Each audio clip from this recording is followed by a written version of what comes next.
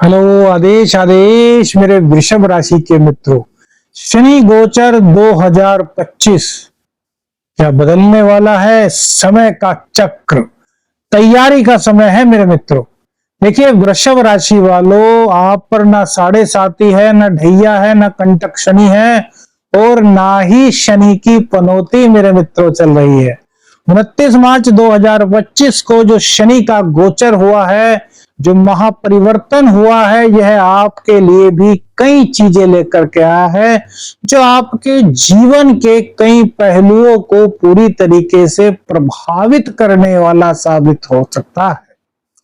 तो अब इस शनि के गोचर को हमें समझना है कि शनिदेव हमसे क्या चाहते हैं, हमें क्या करना है और क्या नहीं करना। इससे पहले आपको बता दें कि हम आपके एस्ट्रोशास्त्र मित्र प्रवीण ये एक ज्योतिषीय सलाह दे रहे हैं। किसी भी निष्कर्ष पर पहुंचने से पहले विशेषज्ञ से संपर्क अवश्य कीजिएगा मेरे मित्रों। तो 29 मार्च 2025 को शनिदेव आपकी राशि से आपके 11वें स्थान में चले गए हैं, जो कि आपके लिए भाग्यवर्धक सूचक साबित होने की संकेत पैदा करता है। देखिए मेरे मित्रों, शनिदेव जहां पर बैठते हैं उस घर के लाभों में वृद्धि कर देते हैं। अब 11वां भाव काहे का भाव है? 11वां भाव हमारे लाभ का भाव है, हमारी इनकम का भाव है, इनकम ऑफ रिसोर्सेस का भाव है वृषभ राशि वालों। तो ये आपके समय को खोल सकता है, समय चक्र को बदल सकता है। शनिदेव की कृपा से आगे आने वाले 2.5 सालों में आपके लिए जो एकादश भाव है वो बहुत महत्वपूर्ण रहने वाला है। अर्थात कहीं ना कहीं आपका लाभ भाव मजबूत होगा, जो कि आपको आर्थिक रूप से सुदृढ़ करने में आपकी मदद कर सकता है। लेकिन शनिदेव कुछ चाहते भी हैं, वो भी आपको बताएंगे वीडियो में। इससे पहले सुनिए कि शनिदेव और आपके साथ में क्या क्या खेल कर रहे हैं, क्योंकि जब तक शनि के खेल को नहीं समझोगे मेरे मित्रों, से जीवन का आनंद नहीं ले पाओगे। कहते हैं ना, राहु एक दिन में राजा से रंक बना देता है, रंक से राजा। लेकिन शनिदेव की ऐसी चाल है कि वो स्टेबिलिटी लाते हैं। आपको भाग्यवान करना है तो भाग्यवान इतना करेंगे कि कोई हिला नहीं पाएगा। तो शनिदेव की जो तीसरी दृष्टि आपके लग्न पर, यानी कि शनिदेव की अपनी ही राशि पर, शुक्र की राशि को, क्योंकि शुक्र की राशि में तुला राशि में उच्च के होते हैं, तो ये अपना मानते हैं वृषभ राशि को। तो आपके लगन में देख करके आपके व्यक्तित्व को बढ़ाएंगे। आपके अंदर धीरता गंभीरता का प्रादुर्भाव होगा मेरे मित्रों। कहीं ना कहीं शनिदेव की कृपा से आपके अंदर एक अलौकिक गुण का विकास होगा। वो अलौकिक गुण कैसा? दूरदर्शिता का। आप जिस भी चीज को सोचेंगे उसकी वर्तमान परिस्थिति को तो जांचेंगे ही, आप भविष्य में भी झांक सकेंगे। अर्थात आपका जो अनुमान होगा वो काफी हद तक सही होने की संभावनाएं शनिदेव की दृष्टि के कारण होगी। लेकिन शनिदेव की यह दृष्टि विच्छेदात्मक दृष्टि है मेरे मित्रों। तो अपने अंदर से आलस्य को त्याग कर देना, क्योंकि शनिदेव आपको कहीं ना कहीं आलस्य मेरे मित्रों देंगे, और ये आलस्य आपके जीवन के कई महत्वपूर्ण चीजों को छीन सकता है। तो इन 2.5 सालों में आपको मेहनत पर विश्वास रखना है, आलस्य को त्याग देना है, तभी भाग्य का साथ आपको मिल पाएगा और आपकी कैरियर में उन्नति शनिदेव की कृपा से हो सकती है।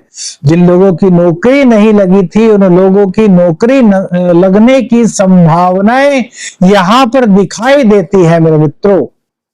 वहीं जो भाग्य का साथ आपको नहीं मिल पा रहा था, जो भाग्य की कमी आप महसूस कर रहे थे, वो भी शनिदेव यहाँ पर आपको देने के लिए तत्पर रहेंगे, लेकिन शर्त यह होगी कि आपके अंदर आलस्य ना हो, आप पुरुषार्थ का दामन ना छोड़ें, आप हर तरीके से हर वक्त मेहनत करने के लिए और दूसरों की मदद करने के लिए तैयार रहें। ये बहुत बड़ा ब्रह्म सूत्र आपको बताया है मेरे मित्रों, आपके शाबर मंत्र साधक प्रवीण ने, जो शायद आपको कहीं और सुनने को ना मिले। अब शनिदेव की 7वीं दृष्टि पंचम भाव पर होगी मेरे मित्रों, तो छात्रों के लिए यह समय बहुत अच्छा रहेगा।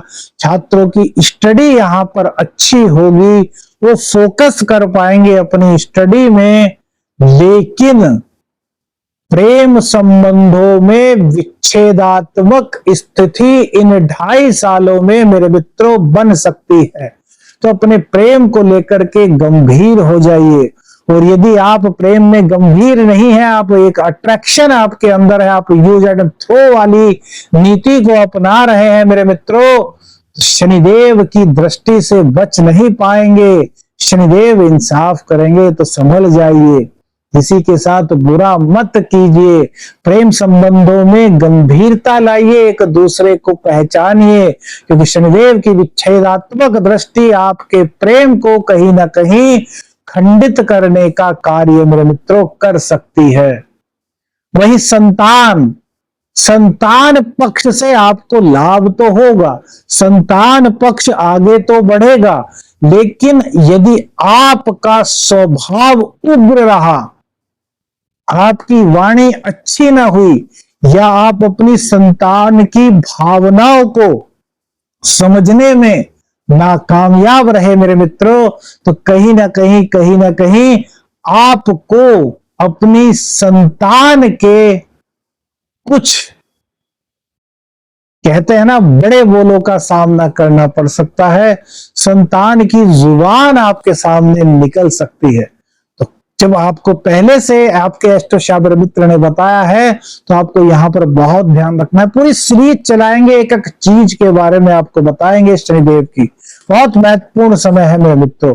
वही शनिदेव की 10वीं दृष्टि अष्टम भाव पर पड़ेगी, तो ये आपकी उम्र में वृद्धि करेंगे मेरे मित्रों, लेकिन बीमारियों से बच करके रहना होगा, खान पान का पूरा ध्यान रखना होगा, घर का शुद्ध भोजन खाइए, तेलीय वस्तुओं से परहेज आपको करना होगा, गुरु का अपमान भूल करके भी मत कर देना।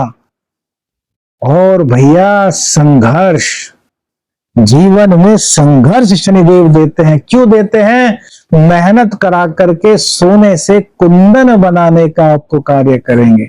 अब सपोज कीजिए आपकी कुंडली में शनि नीच के हैं, या शनिदेव आपकी कुंडली में अच्छे स्थान पर नहीं बैठे, उनका बुरा प्रभाव आपको प्राप्त हो रहा है, तो आपके लिए एक दिव्य महाप्रयोग बताते हैं मेरे मित्रों। शनिदेव को प्रसन्न करने का सबसे अति उत्तम उपाय क्या उपाय है मेरे मित्रों? आपको बंधन लगा हुआ है, घर में कलह रहती है, क्लेश रहता है, पैरों में दर्द, कमर में दर्द है, काम बनते बनते आपके बिगड़ जाते हैं, शनिदेव की कृपा आपको वृषभ राशि वालों नहीं मिल पा रही, तो एक छोटा सा उपाय कीजिएगा। 1 रुपए का सिक्का और एक काजल की डिब्बी शनिवार को शाम के समय लीजिएगा। सबसे पहले काजल की डिब्बी को अपने राइट हैंड पर रखिए, उसके ऊपर एक सिक्का रखिए, और उसके बाद कुछ उड़द के दाने, साबुत उड़द के दाने अपने उस सिक्के के ऊपर रख दीजिए, मुट्ठी बंद कर लीजिए। अपने सिर से शाम के समय, शाम से हमारा मतलब है 7-8 बजे के करीब, सिर से 7 बार उतारिए और किसी भी आम, पीपल या वट वृक्ष की जड़ में दबाइए। 5 या 11 शनिवार कीजिए। तीसरे चौथे शनिवार से आपको शनिदेव की कृपा का असर महसूस होगा मेरे मित्रों।